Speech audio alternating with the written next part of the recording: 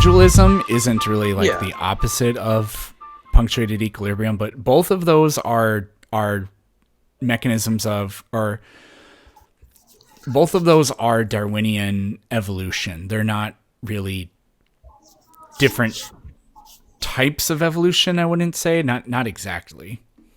Right. So, like, when have we ever witnessed a form of punctuated equilibrium in terms of evolution? So, like, where you have a period of stasis followed by a rapid evolution followed by another period of stasis.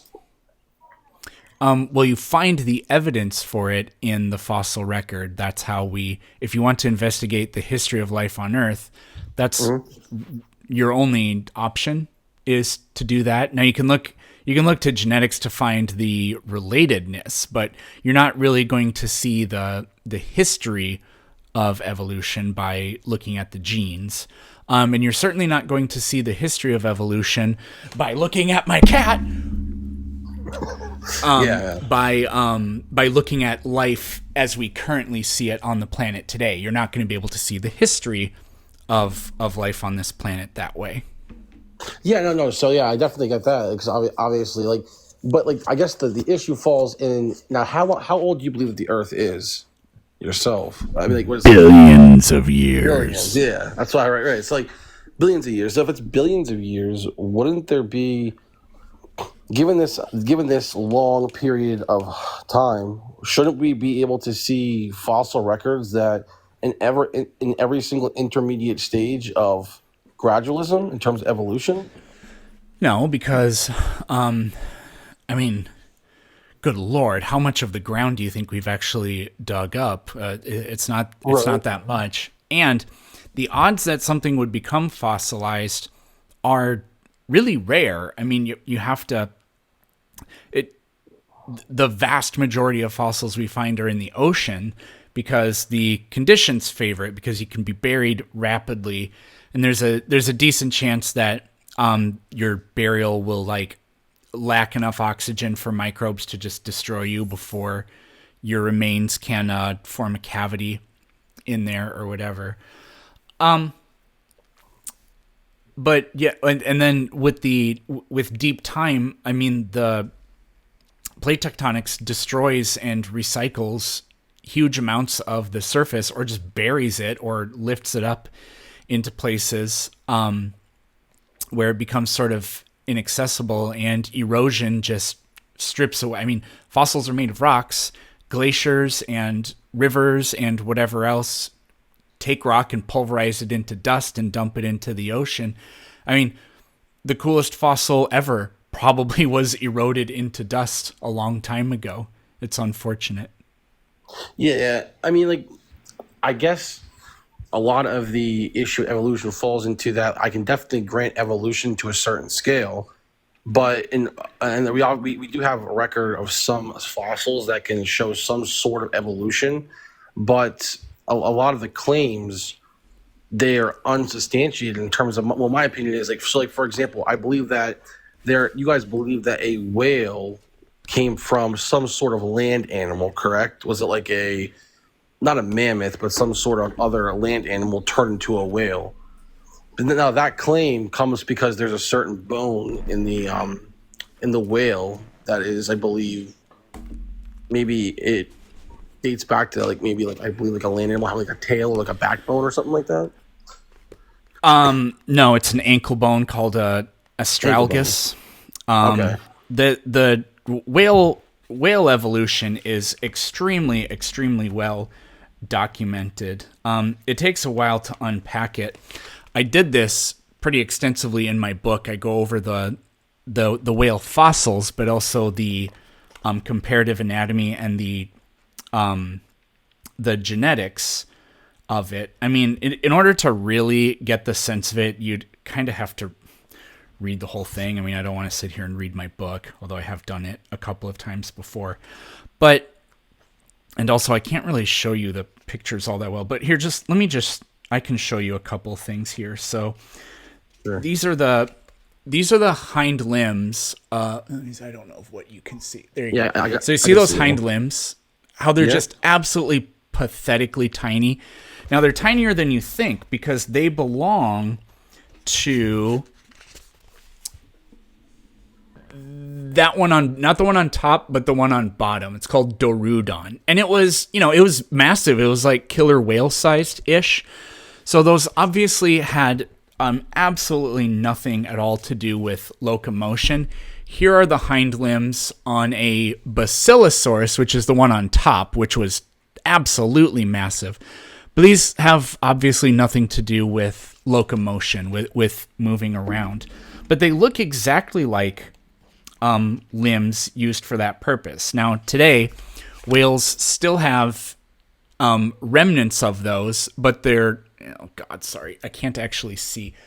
No, you're good. I can see Those it. little bones there, but they don't look like limb bones anymore. They've completely lost that morphology or whatever. So what was proposed was if whales, or well, if evolution is true, then and whales are mammals, then it means some group of land-dwelling mammals decided to go back into the ocean. And it all starts with like Indohyus and Pachycetus and what's the other one? Why can't I remember its name? Indohyus, Pachycetus, and Ambulocetus, right? So what we found is, this is that bone you're talking about. There are these, I don't know how well you'll be able to see this, but there are these notches in bones, and they're articulations, which is just a fancy way of saying it's where one bone comes into contact with another. Uh-huh. And what are called ungulates, animals with hooves, for whatever reason, that part of the bone, there are two of those pulley things, whereas in most other mammals, there's only one. Well, it turns out that Ambulocetus, which definitely could walk on all fours. It had obviously a semi-aquatic lifestyle, but it could walk on all fours. Its foot bones have that same arrangement, but even when you get to, now I get it. I absolutely get how I can show you this picture, and you're like, that is not a whale. I completely, I get the sentiment, but nobody looks at these two pictures and thinks that those are anything but whales, right? Well, it turns out that they still have these hind limb bones, and they have that same bony structure to them, that same astragalus bone. And there's lots of other things too, particularly in the skull. So on top there, that's the Ambulocetus, the one on the other page that walked on all fours. And the bottom, that's the Basilosaurus, which is the gigantic one. So I don't know how well you can see, but if you look at their teeth, you see how the back teeth are like really crazy shaped and have those serrations, and the front ones are more like cone shaped?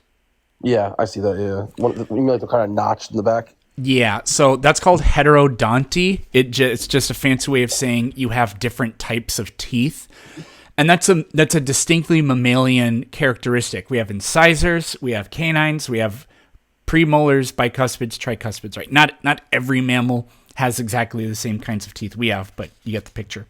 Dimetrodon, the sail-backed thing. That name means two kinds of teeth. Don means tooth. So huge numbers of extinct animals are named after their teeth because teeth preserve really well. Mastodon, Iguanodon, Dimetrodon, Smilodon. There's so many others. Off the top of my head, I can't think of any more right now. But anyways, Ambulocetus, that thing that was walking on all fours, has that really clear heterodonty. It has cone-shaped teeth in the front, and then those crazy serrated teeth in the back.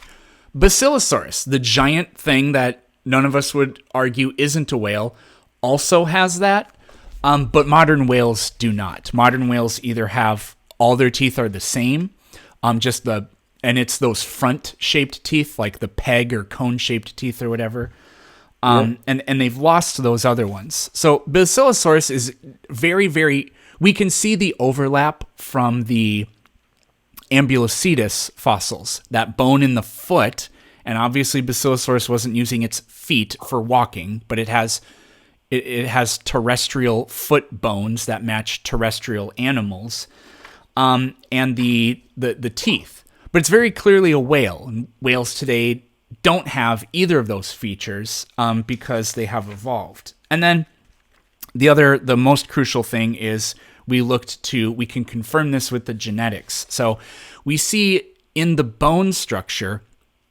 only certain animals, the ungulates or whatever, the hoofed animals, have that type of anatomy, and the ancestors of whales have it.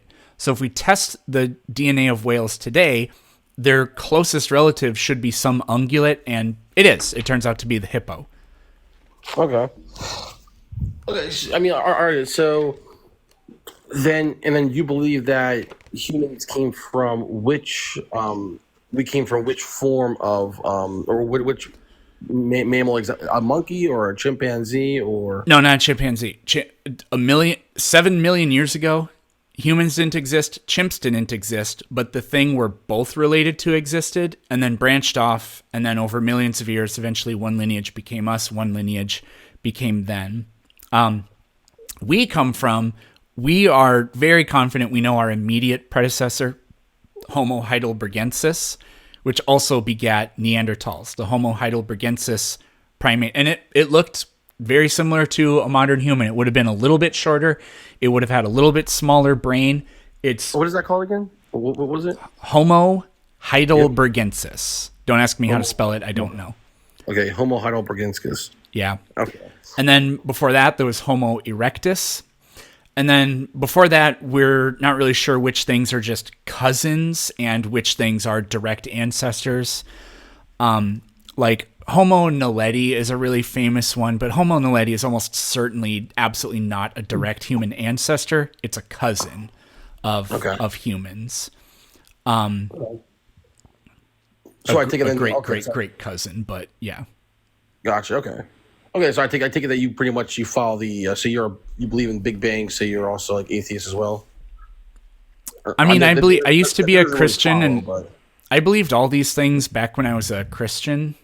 Well, I mean, like when I was a really little kid, I didn't know very much about them, so I wouldn't say I believed in them. But I never, when I used to be a Christian, it didn't really offer me any resistance toward beliefs that I currently have, except for free will was probably the biggest one. I don't want to have a free will conversation because I've had tons lately, and they're not all that interesting to me. No, I wasn't really here to argue. I kind of just wanted to get your takes on it. That's all I was like really asking. Right. Yeah, I'll let you bring. So also, someone sent the comment Homo erectus is crazy. That is kind of a crazy one, but gay boner. That's we started. I said in my Discord server a while ago, I was like, petition to officially have the name of Homo erectus changed. Bro, for real, dude. That's just I'm in favor of it. It sounds awesome. I mean, that's not kind of cool. But, all right, bro. I'll let you have someone else on. Mate, take care. All right, have a good one.